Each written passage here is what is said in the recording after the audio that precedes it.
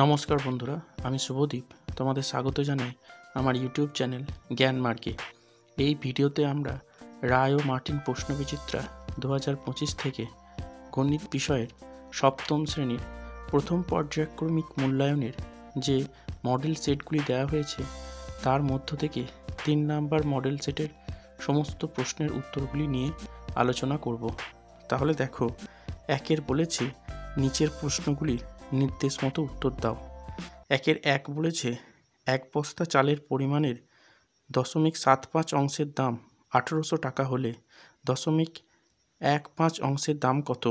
তাহলে দেখো, এটা আমরা ঐকিক নিয়মে সমাধান করে অঙ্কটা করব। তাহলে একের 1 0.75 অংশের দাম 1800 টাকা। তাহলে 1 অংশের দাম ভাগ হয়ে যাবে 1800 বাই 0.75 টাকা, আর 0.15 অংশের দাম এটা 1800 গুণিত 0.15 অংশ বাই, তাহলে দেখো দুজনেরই 2-এর পর দশমিক আছে, দুটোরই ওপর নিচে দশমিকগুলো উঠে যাবে এবং 15×5 75 আর 5×3 15, 5×6 30। তাহলে উত্তর হবে 360 টাকা।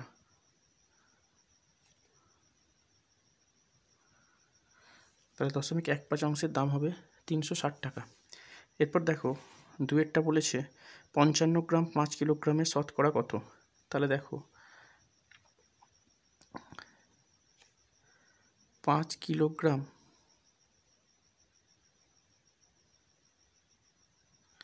সমান হলো 5000 গ্রাম। এই 5000 গ্রাম সমান যদি আমি ধরি 100%, তাহলে আমার 1 গ্রাম সমান হবে 100 বাই 5000, আর আমাকে চেয়েছে 55 গ্রাম, তাহলে এটা হবে 100 গুণ 55 বাই 5000। তাহলে এদের দুটো শূন্য, ওপরে দুটো শূন্য কেটে গেল। 5 10 50, 5 11 55, তাহলে আমার বেরোলো 11 বাই 10 শতাংশ সমান হচ্ছে 1/10 শতাংশ। এরপর দেখো, 1-এর 3টা বলেছে -1 ও -5-এর মধ্যে পূর্ণ সংখ্যা আছে। তাহলে দেখো, -1 1-এর 3-এরটা, -5 -4 -3 -2 আর -1, এদের মধ্যে পূর্ণ সংখ্যা আছে 1টা 2টো 3টে। -1 আর -5-এর মধ্যে পূর্ণ সংখ্যা আছে, উত্তর হবে 3টে, -4 -3 -2। এরপর দেখো, 4-এরটা বলেছে 35.4 ভাজিতক 0.03 গণিতক 0.06 এর সরল ফলে দশমিক বিন্দুর পর অঙ্ক সংখ্যা কটি হবে? তাহলে দেখো, আমাকে জানতে চেয়েছে সমাধান করার পর এর দশমিকের পর কটা অঙ্ক সংখ্যা হবে। তাহলে এইটা,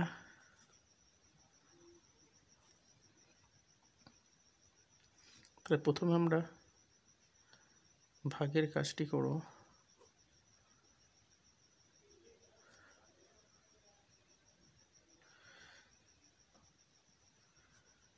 আর তারপরে গুণের কাজটা করলে আমার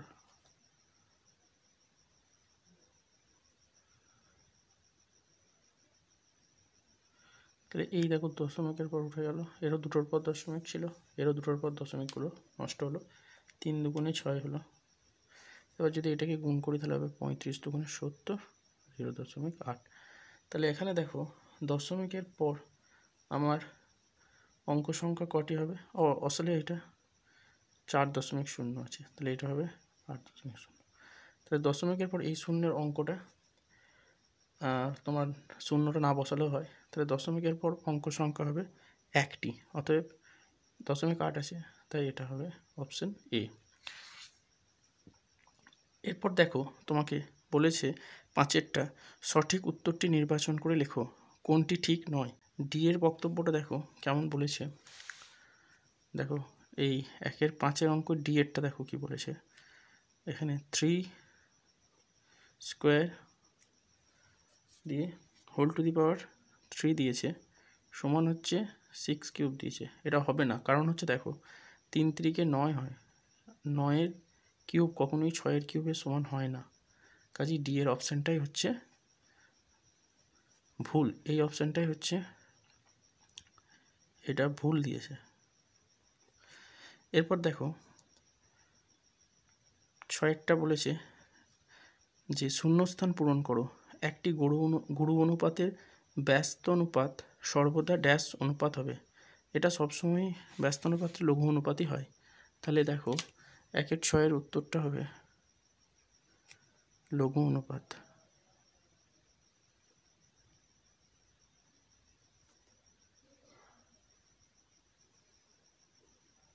এরপর দেখো 1-7টা বলেছে যে সঠিক উত্তরটি নির্বাচন করে ফাঁকা ঘরে বসাও।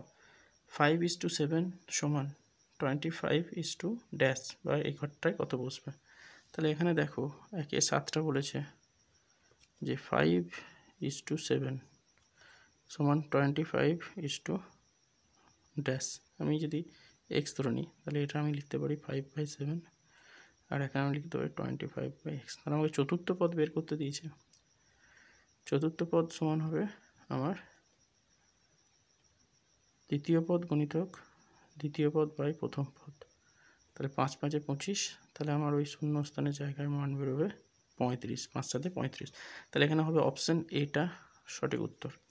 এরপর দেখো 1-8 বলেছে যে 3x² - 8x + 5 সংখ্যামালাটিতে x⁴ সহগ কত।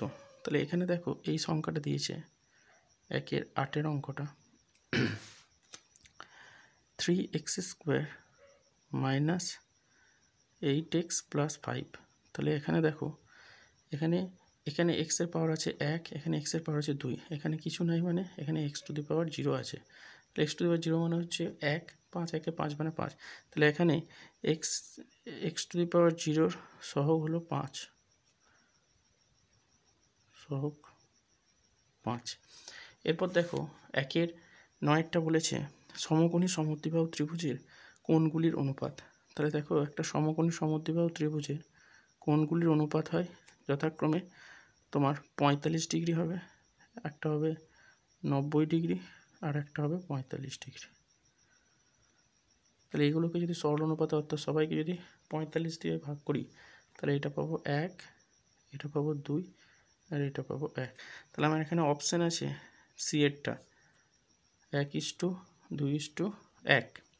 এরপর দেখো তোমাকে 2-এর দাগেরগুলো বলেছে যে কোনো 4টি প্রশ্নের উত্তর দাও। 1-এর বলেছে একটি জিপ গাড়ি সমবেগে 320 কিলোমিটার দূরত্ব যেতে 8 ঘন্টা সময় নেয়। ওই একই বেগে 480 কিমি দূরত্ব যেতে কত সময় নেবে সমানুপাতের সাহায্যে দেখাও বা হিসাব করো। তাহলে দেখো 2-এর 1-এরটা কীভাবে করব অনুপাতের সাহায্যে। তাহলে দেখো এখানে বলেছে যে দূরত্ব, আমরা জানি কি দূরত্ব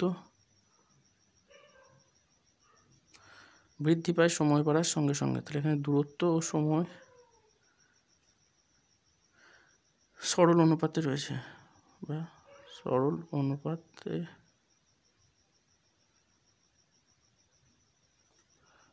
রয়েছে। তাহলে সরল অনুপাত থাকলে কি হয়, এখানে আমরা লিখতে পারবো যেটা জানতে চেয়েছে সেটা ডান দিকে রাখবো, অর্থাৎ এখানে লিখতে পারবো অতএব 320 কিলোমিটার আমার 480। এখানে দূরত্বের সঙ্গে দূরত্বটা লিখলাম, আর সময়টা বলছে 8 ঘন্টা, আর এখানে আমাকে বের করতে দিয়েছে। তাহলে এই অজানা পদটাকে আমি ধরে নেব এক্স। এটা আমরা লিখতে পারি অতএব, বা দেখো 320/480 সমান হচ্ছে 8 বাই এখানে অজানা পদটা। তাহলে আমরা জানি কি চতুর্থ পদ সমান হচ্ছে দ্বিতীয় পদ গুণিতক তৃতীয় পদ বাই প্রথম পদ, এই শূন্য কেটে গেল, 4 8 4 32, 4 12 48। তাহলে আমার অজানা সংখ্যা মানটা বেরোলো 12। অতএব আমি কি লিখতে পারি, অতএব ওই দূরত্ব যেতে সময় লাগবে, অতএব 400 কিমি দূরত্ব যেতে 12 ঘন্টা সময় লাগবে।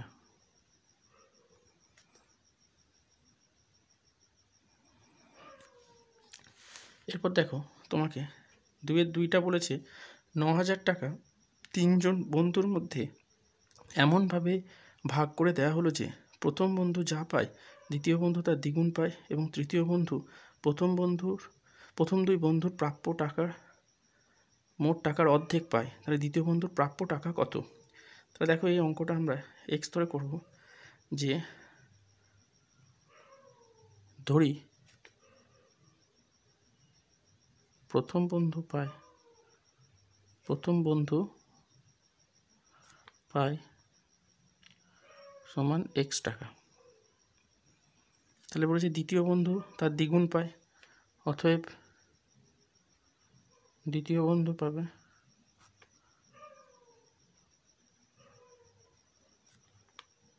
তার দুগুণ অর্থাৎ 2x টাকা, আর তৃতীয় বন্ধু পাবে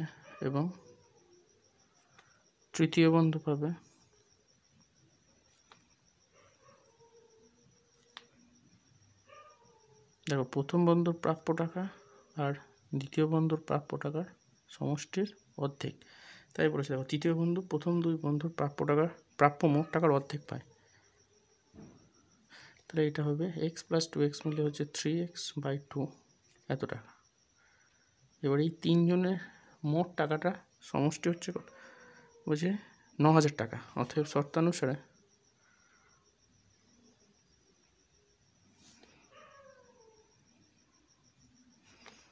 x + 2x + 3x/2 সমান হচ্ছে 9000 টাকা। তাহলে এদের লসাগু হবে 2, তাহলে 2 দিয়ে কে গুণ হবে 2x, আর এটা হবে 2 দুগুণে 4x, আর এটা হবে 3x সমান 9000 টাকা।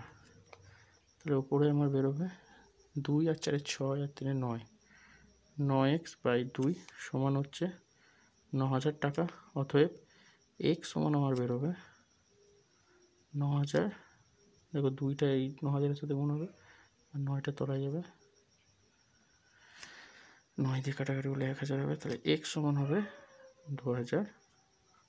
অতএব আমাকে জানতে চেয়েছে দ্বিতীয় বন্ধুর প্রাপ্য টাকা কত। অতএব দ্বিতীয় বন্ধু পাবে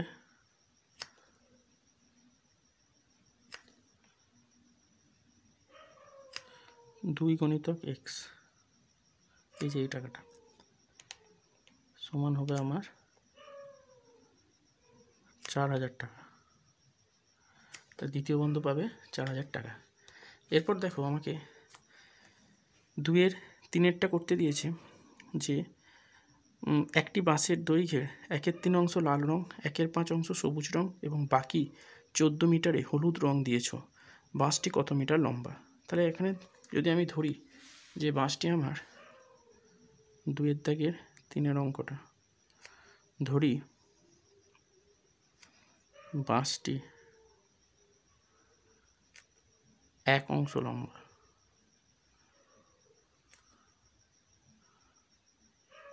তাহলে 1 অংশের মধ্যে লাল রং আর সবুজ রং করা হয়েছে আর বাকিটা, তাহলে দেখো তাহলে এখানে যেটা হলুদ রং করা অংশের পরিমাণ হবে, হলুদ রং করা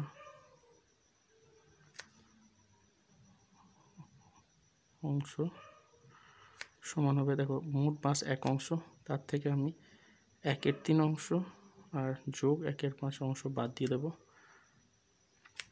5 আর 3-এর লসাগু হবে 15, 3 5 15 আর 5 3 15, এখানে হবে 8 15। এবার এখান থেকে পাবো 15 লসাগু, 15 মাইনাস 8 দিয়ে হবে আমার 7-এর 15 অংশ হচ্ছে হলুদ রং করা বাকি আছে। এই 7-এর 15 অংশটাই আসলে হচ্ছে 14 মিটার। অর্থাৎ তাহলে 7-এর 15 অংশ বলে দিয়েছে 14 মিটার রং, হলুদ রং দিয়েছ। তাহলে 7-এর 15 অংশ সমান হলো 14 মিটার। আমাকে মোট 5টা জানতে হবে, অর্থাৎ এক অংশ কী হয়ে যাবে, ভাগ হয়ে যাবে। আর ভগ্নাংশের ভাগের ক্ষেত্রে লবটা হর হয়ে যায় আর হরটা লব হয়ে যায়। তাহলে 7 দুগুণে 14, তাহলে 5টা হবে 15 দুগুণে 30 মিটার।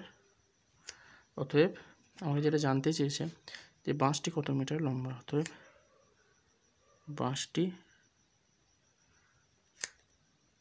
30 মিটার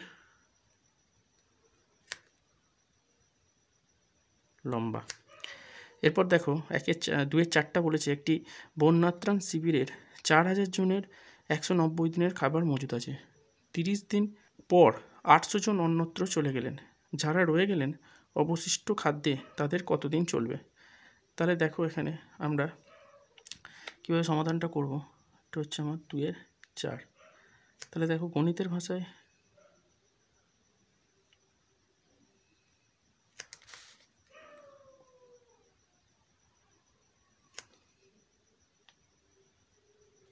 সমস্যাটি হলো, একদিকে লিখবো আমাকে জানতে চেয়েছে কতদিন চলবে। তাহলে এইদিকে লিখবো জনসংখ্যা বা লোক সংখ্যা বা জনসংখ্যায় লিখি জনসংখ্যা, আর এইদিকে আমরা লিখবো দিন সংখ্যা। তাহলে দেখো শিবিরে 4000 জন লোকের 190 দিনের খাবার মজুদ ছিল। তাহলে 30 দিন অতিক্রান্ত হয়ে গেছে, তারপর 800 জন অন্যত্র চলে গেছে। তাহলে আমার মোট জনসংখ্যা ছিল 4000, আর প্রথমে 190 দিনের খাবার মজুদ ছিল, তার থেকে 30 দিন অতিক্রান্ত হয়ে গেল। তাহলে আমার পড়ে থাকলো দিন সংখ্যা হচ্ছে 160 দিন। তাহলে 4000 জন লোকের 160 দিনের খাবার মজুদ ছিল। এরপর আবার ওই 30 দিন অতিক্রান্ত হওয়ার পর 800 জন অন্যত্র চলে গেল। তাহলে এখন জনসংখ্যা হলো দেখো 4000 থেকে 800 বাদ দিয়ে হবে 3200। তাহলে ওই 3200 জন লোকের যে খাবারটা 4000 জন লোকের 160 দিন চলত, তাহলে 3200 জন লোকের কতদিন চলবে। তাহলে আমরা জানি সম্পর্কটা কি জনসংখ্যার সাথে দিন সংখ্যার, জনসংখ্যা ও দিন সংখ্যার মধ্যে ব্যস্ত সম্পর্ক।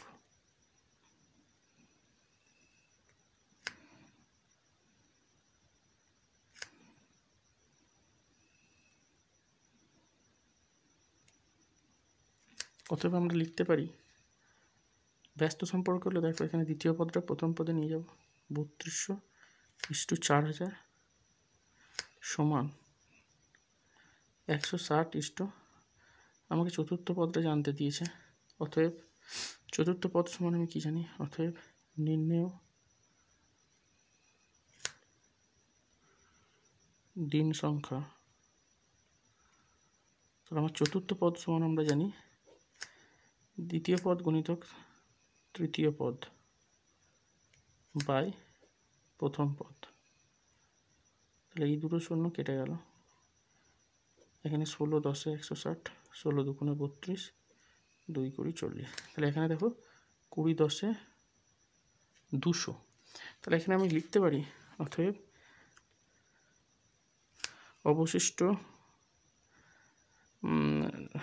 অবশিষ্ট খাদ্যে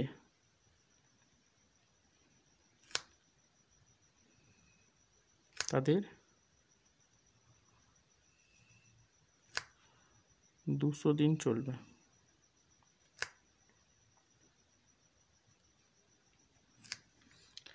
এরপর দেখো 2-এর দাগের 5-এরটা বলেছে যে জোসেফ একটি পরীক্ষায় 15টি প্রশ্নের মধ্যে 9টি প্রশ্নের উত্তর ঠিক দিয়েছে, কিন্তু বাকি 6টি প্রশ্নের উত্তর ভুল হয়েছে।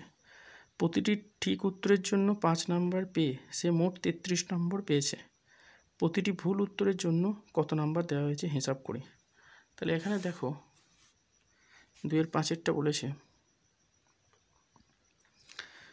বলেছে 9টি প্রশ্নের উত্তর ঠিক দিয়েছে 15টির মধ্যে, বাকি 6টি প্রশ্নের উত্তর ভুল দিয়েছে।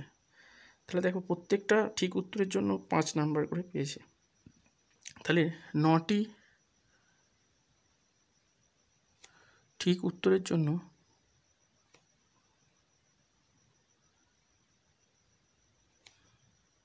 পেয়েছে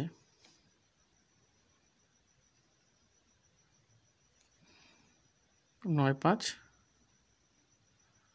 45 নম্বর। আর দেখো সে 45 নম্বর পেয়েছিল, কিন্তু তার নাম্বার সে মোট পেয়েছে কত? 33 নম্বর। অতএব তাই 6টি ভুল, অতএব 6টি ভুল উত্তরের জন্য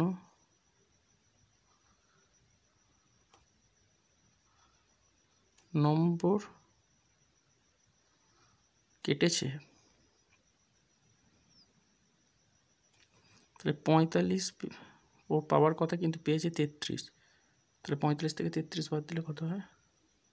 12। অতএব একটি ভুল প্রশ্নের জন্য, একটি ভুল উত্তরের জন্য নম্বর কেটেছে। দেখো 6টার জন্য 12টা, তাহলে একটার জন্য ভাগ হয়ে যাবে, তাহলে এটা হবে 2 নাম্বার। অতএব আমাকে যে জানতে চেয়েছে যে প্রতিটি ভুল উত্তরের জন্য কত নম্বর দেওয়া হয়েছে। অতএব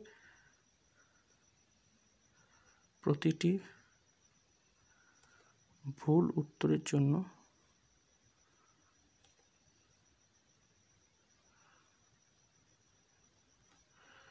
-2 নম্বর দেওয়া হয়েছে।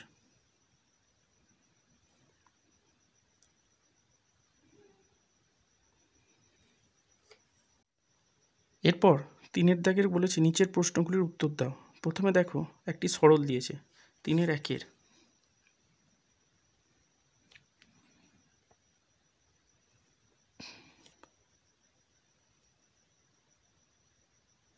পঁচিশের whole square into 25 whole to the power 4 by 5 to the power 9। তাহলে এগুলো সবই আমি 5-এর মৌলিক সংখ্যা, এগুলো দেখাতে পারি। তাহলে 25 সমান হচ্ছে 5 স্কোয়ার, আর হোল স্কোয়ার আছে ইন্টু এটা হবে 5 square to the power whole to the power 4 আছে, আর এটা হবে 5 টু দি পাওয়ার 9। তাহলে আমরা জানি এগুলো গুণ হয়, তাহলে 2 দুগুণে 4 হবে, আর এটা হবে 4 দুগুণে 8। এবার দেখো গণিতক আকারে আছে, একই নিদানের সূচক থাকার জন্য এগুলো যোগ হয়ে যাবে পাওয়ারগুলো। তাহলে এটা হবে 8 আর 4 12। এবার দেখো এটা ভাগ আছে বলে বিয়োগ হয়ে যাবে, 5 টু দি পাওয়ার হবে 5 টু দি পাওয়ার 3 সমান হবে আমার 125। 5 5 25, 25 5 125। এবার দেখো 3-এর 2 বলেছে যে -8x square plus 8x plus 1-এর সঙ্গে কত যোগ করলে -14x square plus 11x minus 3 হবে। তাহলে এটা দেখো যেটা যোগ করলে বলেছে যার সাথে যোগ করে বেরোবে সেই বড়টা থেকে আমি ছোটোটা বাদ দিয়ে দেবো। অতএব 3-এর 2-এর অঙ্কটা আমি এইভাবে করব। দেখো এখানে যোগ করার পর বলেছে যে সংখ্যাটা বেরোবে, বলেছে কত যোগ করলে এই হবে। তাহলে বড়টাকে আমি সামনে লিখব। তাহলে এখানে বড় সংখ্যাটা হচ্ছে আমার 14x square plus 11x minus 3, তার থেকে আমি বাদ দেব -8x square plus 8x plus 1। এইবার দেখো এটা যা আছে তাই লিখে দেব, কিন্তু এখানে মাইনাস থাকার জন্য এই সাইনগুলো সব চেঞ্জ হয়ে যাবে। মাইনাস মাইনাসে প্লাস 8x স্কোয়ার, মাইনাসে প্লাসে -8x, প্লাসে মাইনাসে -1। তাহলে দেখো এটা -14x স্কোয়ার, এখানে +8x স্কোয়ার। তাহলে এটা হবে মাইনাসের সাইন বসবে আর বিয়োগ হবে তাদের মধ্যে বিপরীত চিহ্ন থাকার জন্য। আর +11x আর এখানে হচ্ছে -8x, তাহলে এটা হবে +3x, আর এখানে হচ্ছে -3 আর এখানে -1 হবে -4। তাহলে এখানে অ্যান্সারটা হবে যে -6x স্কোয়ার প্লাস 3x -4। এটা হবে উত্তর। এরপর দেখো তোমাকে তিনের দাগের তিনেরটা বলেছে সরল করো। এখানে সরলটা কি বলেছে দেখো, তিনের দাগের তিনের বলেছে A square plus B square into A square minus B square plus B square minus C square into এটা প্রথমে B square plus C square দিয়ে, তারপর দিয়েছে B square minus C square plus তারপর দিয়েছে তোমার C square plus A square into C square minus A square. তাহলে এটা কীভাবে করবো দেখো, এটা এ প্লাস বি আর ইন্টু এ মাইনাস বি আছে, তাহলে এটাকে আমরা লিখতে পারি এ স্কোয়ার মাইনাস বি স্কোয়ারের সূত্র আকারে। এটা A plus B A minus B, তাহলে একই সূত্র বসাবো A square minus B square, আর এটাও একই সূত্র বসাবো। এটা আমরা লিখতে পারি A to the power 4 B to the power 4, এটা হোল স্কোয়ারটা বাকি ছিল, প্লাস এটা হবে বি টু দি পাওয়ার 4, এটা হবে minus C to the power 4, এটা হবে C to the power 4 minus A to the power 4। দেখো plus A to the power 4 minus A to the power 4 নষ্ট হয়ে যাবে, minus B to the power 4 plus B to the power 4 নষ্ট হয়ে যাবে, minus C to the power 4 plus C to the power 4 নষ্ট হয়ে যাবে, কাটাকাটি করে উত্তর আসবে আমার 0। এরপর দেখো তোমাকে তিনের চারেরটা বলেছে রামুর 13x² প্লাস এক্স মাইনাস 3 টাকা ছিল, সে 4x² মাইনাস 3x মাইনাস 12 টাকা খরচ করলো, হিসাব করে লেখো রামুর কাছে কত টাকা থাকলো। তাহলে এখানে বিয়োগ করতে হবে, বীজগাণিতিক বিয়োগ। অতএব তিনের চারেরটা দেখো, আমি প্রথমে যে টাকাটা ছিল তার থেকে যে টাকাটা সে খরচ করলো সেটা বিয়োগ করব। তাহলে এখানে ছিল দেখো 13x² প্লাস এক্স মাইনাস 3, তার থেকে বিয়োগ করব আমি 4x² মাইনাস 3x মাইনাস 12। এবার আমি বিয়োগের সময় কি জানি, পরের সংখ্যাটার পরের যে রাশিমালাটা আছে তার সাইনগুলো চেঞ্জ হয়ে যায়, এখানে যা আছে তাই বসবে 13x² প্লাস এক্স মাইনাস 3, আর এখানে মাইনাস হবে এক্সের সামনে প্লাস সাইন আছে বলে এটা মাইনাসে মাইনাসে প্লাস হবে, এটা হচ্ছে মাইনাসে মাইনাসে প্লাস হবে। তাহলে এখানে দেখো 13x², এখানে আছে মাইনাস 4x², এদের মধ্যে বিপরীত চিহ্ন থাকার জন্য বিয়োগ হবে, বিয়োগ হওয়ার পরেও আমার যেটা বড় রাশিমালাটা আছে তার চিহ্নটা বসবে। তাহলে এখানে হবে 9x², এখানে হবে এক্স আর 3x মিলে হবে 4x, আর এখানে হবে -3 আর +12 মিলিয়ে হচ্ছে +9। তাহলে অতএব রামুর কাছে এই টাকাটা থাকবে, অতএব রামুর কাছে থাকবে 9x² প্লাস 4x প্লাস 9 টাকা। এরপর চারের দাগের একের বলেছে দেখো যে কোনো দুটি প্রশ্নের উত্তর দাও।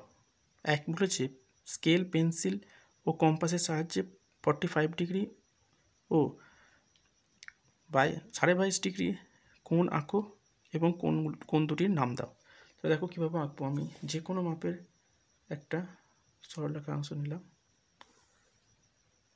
এবার কম্পাসের সাহায্যে যে কোনো দৈর্ঘ্যের আমি ব্যাসার্ধ নিয়ে একটা চাপ কেটে নেব। ধরুন এই চাপটা কাটলাম, ওই মাপটা নিয়ে আমি ওই চাপটার উপরে এই রকমভাবে অংশগুলো কেটে নেব। তাহলে দেখো এই যে জায়গাটা পাওয়া গেল, এটা হচ্ছে আমার 45 ডিগ্রি, 90 ডিগ্রি, কিন্তু আমাকে 90 ডিগ্রি আঁকতে দেয়নি, আমাকে 45 ডিগ্রি আঁকতে দিয়েছে। তাহলে এই যে মানটা পেলাম এটাকে অর্ধেক করলে আমি 45 পাবো। তাহলে অর্ধেক করার জন্য এই যে চাপটা পেলাম সেই চাপের দৈর্ঘ্যের থেকে অর্ধেকের বেশি মাপ নেব, নিলাম, দিয়ে প্রান্ত থেকে কেটে নেব এই। তাহলে দেখো যে অংশটা আমি পেলাম সেটাকে যুক্ত করলে আমি পেয়ে যাব 45 ডিগ্রি একটা অ্যাঙ্গেল। এটা হলো আমার 45 ডিগ্রি অ্যাঙ্গেল। তাহলে এটাকে নাম দিতে বলেছে, আমি এটার নাম দিয়ে দিলাম। এই অংশটা হচ্ছে আমার 45। তাহলে এটার আমি নাম দিলাম, ধরে নাও এ ও বি।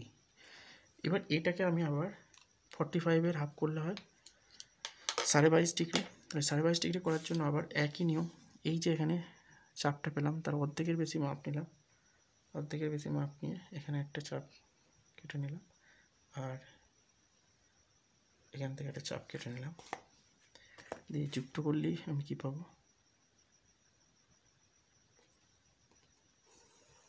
এই যে অংশটা পাচ্ছি এটা হচ্ছে আমার, এই অংশটা পাচ্ছি আমরা 22.5 সরি 22.2 ডিগ্রি। তাহলে এখানে আমি নাম দিয়ে দিচ্ছি, কোণ এ ও বি সমান হচ্ছে 45 ডিগ্রি, আর কোণ সি ও বি সমান হচ্ছে আমার 22.5 অর্থাৎ 22.5 ডিগ্রি।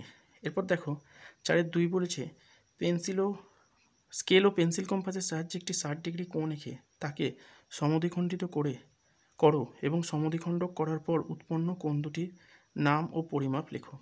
তাহলে দেখো 60 ডিগ্রি কোণ কী করে আমরা আঁকবো, তাহলে এটা আমাকে বলেছে 4-2।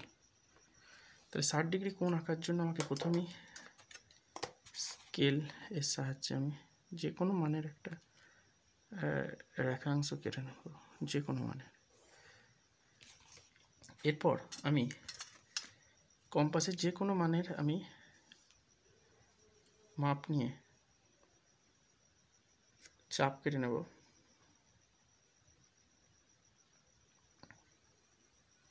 ওই মাপটা নিই যেখানে ভূমিকে ছেদ করলো সেখান থেকে আমি অংশটা কেটে নিলাম।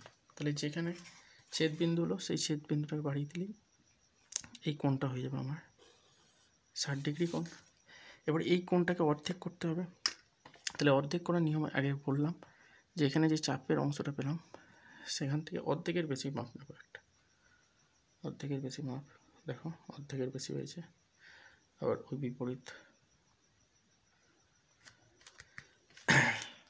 তাহলে এটা হলো 60 ডিগ্রির অর্ধেক, তাহলে 60 ডিগ্রির অর্ধেকের মাপগুলো হবে কত, 30 ডিগ্রি করে। তাহলে এবার আমি নাম দিয়ে দেবো যে কোণ পি ও আর কিউ এটা হচ্ছে আমার 60, আর এই আর এটা হচ্ছে তাদের হাফ হাফ, অর্থাৎ দেখো কোণ পি ও কিউ সমান হবে 60 ডিগ্রি, আর কোণ পি ও কিউ এর সমদ্বিখণ্ডক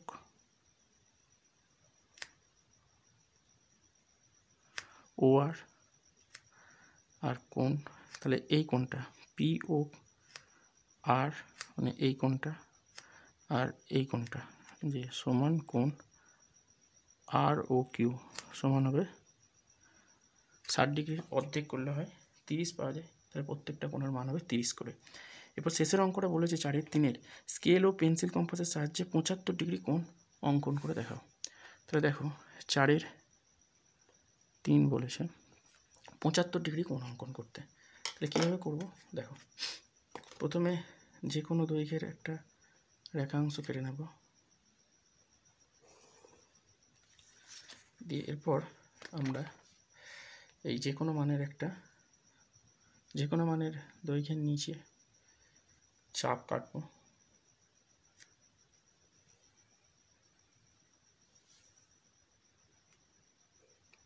ওই মাপ নিয়ে আমি আগের মতো করে 90 ডিগ্রি কোণটা আঁকবো।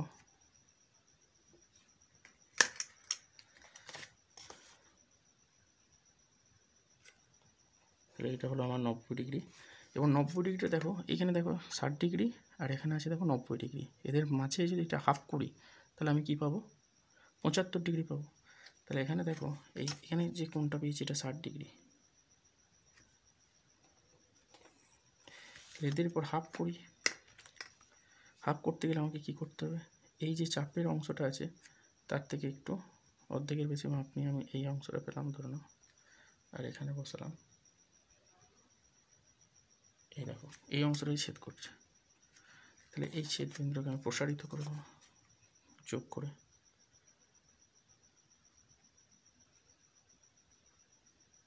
তাহলে 60 আর 90-এর অর্ধেক হলো আমার 75 ডিগ্রি। তাহলে এই অংশটা হচ্ছে আমার 75। তাহলে এটার নাম দেব এ বি সি। তাহলে এই এ বি সি হচ্ছে আমার কত, 75 ডিগ্রি। অতএব কোণ এ বি সি হলো আমার 75 ডিগ্রি।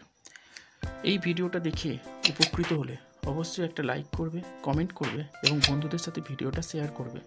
আর চ্যানেলটিতে নতুন হলে অবশ্যই সাবস্ক্রাইব করে পাশে থাকা বেল আইকনটি প্রেস করে দেবে, যাতে পরের ভিডিও নোটিফিকেশন তোমরা সকলের আগে পেতে পারো। ভিডিওটা সম্পূর্ণ দেখার জন্য ধন্যবাদ। নমস্কার।